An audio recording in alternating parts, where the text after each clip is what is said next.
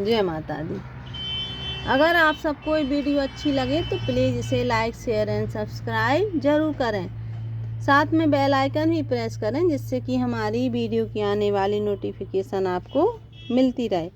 तो आपने देखा है कि हमने कुछ दिन पहले इसमें अपने स्पॉट में हमने गोभी की सीडलिंग की थी और आप देखिए कितनी इसमें इसके प्लांट गोभी के आ चुके हैं, सैकड़ों की मात्रा में है। और हमें इसमें से पूरे प्लांट नहीं चाहिए हैं क्योंकि इतने सारे प्लांट का इतने सारे हमें प्लांट नहीं लगाना है हम, क्योंकि खेत में नहीं, हम छत पे गार्डनिंग कर रहे हैं और हम इसमें से केवल 20-25 ही प्लांट बचाएंगे क्योंकि हमें उतने ही लगाने हैं। उसके बाद हम इनको हटा देंगे। तो हटाने से पहले हम क्या करेंगे, जब इस तरीके से आपकी कोई भी वेजिटेबल हो जाए, आप देखो कितनी ज़्यादा हेल्दी है।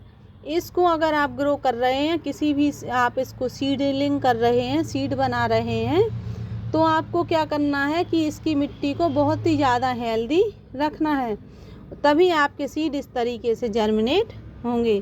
तो आपको क्या करना है, इसमें 50% आप कंपोस्ट मिलाएंगे, साथ में कुछ फंगीसाइड भी लगा देंगे, जैसे कि आप हल्दी का पाउडर या फिर उसमें आप जो राख आती है लकड़ी की राख वो यूज़ करेंगे तो इसमें इसकी जड़ों में फंगस नहीं आएंगे और ये हेल्दी प्लांट हमारे होंगे।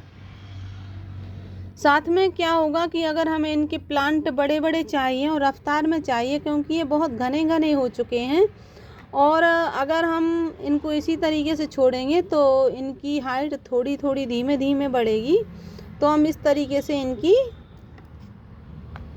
जो बीच बीच में प्लांट हैं वो हटाते रहेंगे। बीच में प्लांट हटाने से क्या होगा कि इन्हें स्पेस काफ़ी मिलेगा और इन्हें की जगह फैलने में इनको मदद मिलेगी। तो ये ज़्यादा हेल्दी रहेंगे और जल्दी जल्दी से बड़े होंगे और हमें काफ़ी मात्रा में इनके प्लांट मिल जाएंगे लगाने के लिए। तो हमेशा इस तरीके से आप, अगर आपके ज़्यादा प्लांट हो गए हैं तो आप इनके बीच बीच के जो अनहेल्दी प्लांट हैं उनको हटा दीजिए, जिस वजह से आपके जो हेल्दी प्लांट हैं वो आपको मिल जाए और आप उनको शिफ्ट करके फिर लगा दीजिए। आप हमेशा इकट्ठे कोई भी प्लांट नहीं लगाइए। आपको जैसे कि आज आपने 5-6 प्लांट लगा लिए, अगर आपके पास काफ़ी सारे प्लांट हो गए हैं तो आपको एक साथ अगर आप प्लांट लगाएंगे तो एक साथ उनमें काफ़ी मात्रा में फ्रूटिंग होगी और आप इतना ज़्यादा नहीं खा पाएंगे, क्योंकि आपको बेचने के लिए नहीं, अपनी छत पर गार्डनिंग करनी है इसलिए। तो आप क्या करेंगे कि इनके प्लांट्स को आप बस 5-6 या 5 प्लांट आप रोज़ लगाइए, 2 दिन छोड़ के बस आप 5 प्लांट लगा दीजिए, फिर 2-3 दिन बाद फिर 5 प्लांट लगाइए, 2-3 दिन बाद फिर 5 प्लांट लगा दीजिए।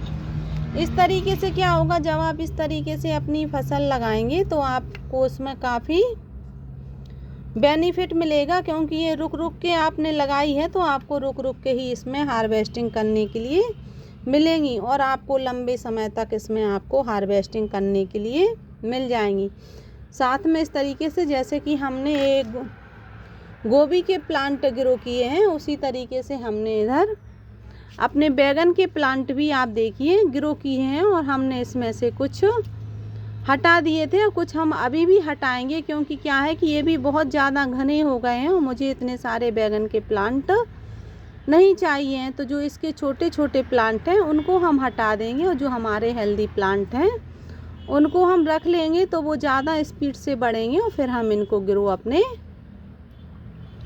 बैग में आराम से कर सकते हैं। तो आप इस तरीके से क्या करें कि इनके प्लांट्स की जो लीव्स हैं, जो जड़ से हैं, वो प्लांट हटा दीजिए, कुछ हेल्दी प्लांट इसमें रख लीजिए, कुछ छोटे छोटे प्लांट भी आप इसमें छोड़ दीजिए, जिससे कि आप कुछ दिनों बाद इन्हें भी शिफ्ट कर पाएँ।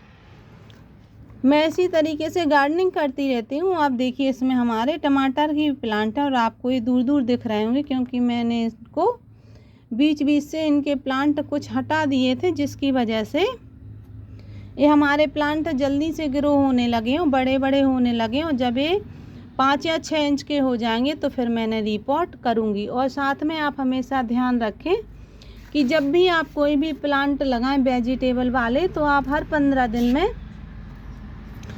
उन प्लांट्स की शिफ्ट बाय शिफ्ट लगाते रहिए, क्योंकि जब आप उनको शिफ्ट बाय शिफ्ट में लगाएंगे तो वो आपको लंबे समय तक फ्रूटिंग देंगे। तो अगर आपको लंबे समय तक इनमें फ्रूटिंग चाहिए है तो हमेशा इस तरीके से अगर आप गार्डनिंग करेंगे तो आपको काफ़ी बेनिफिट मिलने वाला है। और जिस तरीके से आप देखिए कि हमने इसमें गेंदा के सीड इकट्ठे बहुत सारे डाल दिए थे, और अब ये जब गेंदा के प्लांट हमारे इतने ज़्यादा हो चुके हैं तो हम इन प्लांट को क्या करते हैं कि जब भी हम देखते हैं कि इसमें प्लांट, इसके जो बड़े प्लांट हो गए हैं उन्हें हम निकाल लेते हैं और दूसरी जगह शिफ्ट कर देते हैं, और जो छोटे प्लांट हैं वो धीमे धीमे बड़े होते रहते हैं। तो हमें समय समय पर इनके प्लांट लगाने के लिए मिलते हैं। जिस तरीके से आप देखिए कि इसके प्लांट कुछ इतने बड़े हैं और कुछ इसमें छोटे भी हैं, क्योंकि हम इसमें सीड भी साथ में डालते रहते हैं। जब भी हम इसमें से 8-10 प्लांट ले लेते हैं तो हम इसमें कुछ सीड फिर से डाल देते हैं, जिसकी वजह से इनके नए नए प्लांट कुछ समय बाद आ जाते हैं और हमें लगातार इनमें फ्लावरिंग देखने के लिए मिलती है।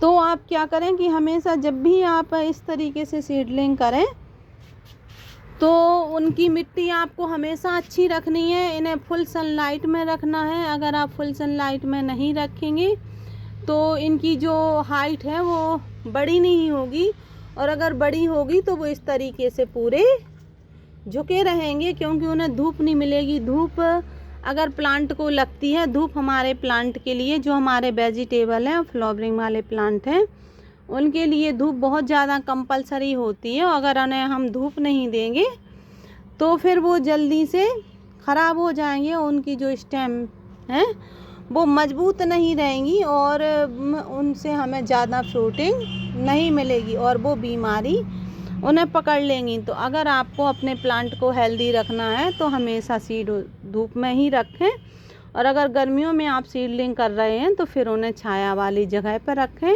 और जैसे ही उनमें प्लांट आपको दिखने लगें तो फिर आप उन्हें फुल सनलाइट में रख दीजिए।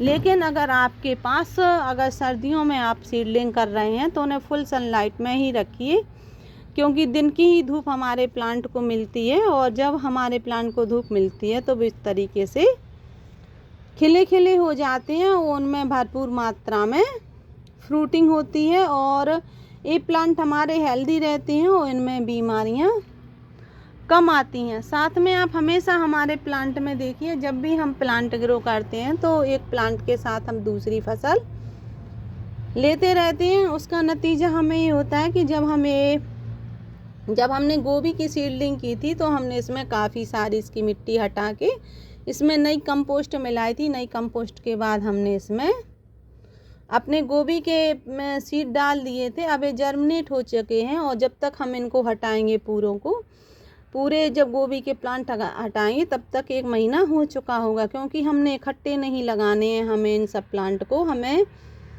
5-5, 6-6 करके ही लगाएंगे हम इनको। तो ये हटते हटते 1 महीना हो जाएगा, और जब हम इनको पूरे को अच्छे से हटा चुके होंगे तो हम फिर इसकी मिट्टी को फिर से अच्छे से, थोड़ी ऊपर की मिट्टी को हटा के इस प्लांट को अच्छे से धूप देंगे। उसके बाद फिर हम इसमें अपने इस प्लांट को अच्छे से ग्रो होने देंगे, क्योंकि ये डोरमेंसी वाला हमारा प्लांट है, डोरमेंसी में जा रहा है।